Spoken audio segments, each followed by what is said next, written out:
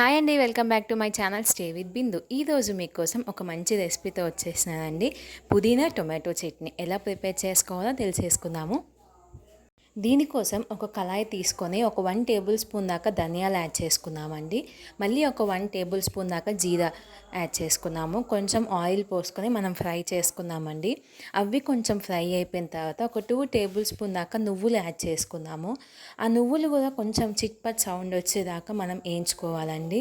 అది అయిపోయిన తర్వాత ఎండుమిర్చి యాడ్ చేసుకుందాము. నేను ఇక్కడ ఒక 5 దాకా యాడ్ చేసుకుంటున్నానండి. మీ స్పైసీకి తగ్గట్టు మీరు యాడ్ చేసుకోవచ్చు.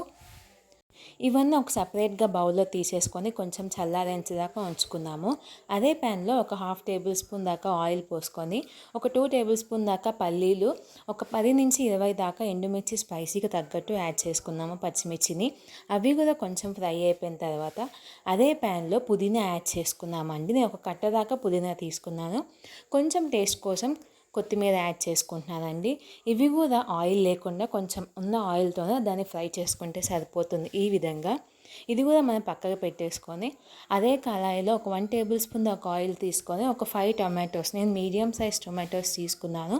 ఆ టొమాటోని 2 ముక్కలుగా కట్ చేసి ఈ విధంగా మనం బాయిల్ చేసుకుందామండి, కుక్ చేసుకుందాము. దానిపైన స్కిన్ అనేది తొక్కు లేసి వస్తే సరిపోతుంది. ఎక్కువ బాయిల్ చేయాల్సిన అవసరం లేదు, ఎక్కువ కుక్ చేయాల్సిన అవసరం లేదు. మనం ముందుగానే ఫ్రై చేసి పెట్టుకున్న నువ్వులు ఉన్నాయి కదండి, అవి ఫస్ట్ మిక్సీ పట్టుకుందాము. ఈ రకంగా అన్నీ కచ్చాబచ్చాగా మిక్సీ పట్టుకుందాము.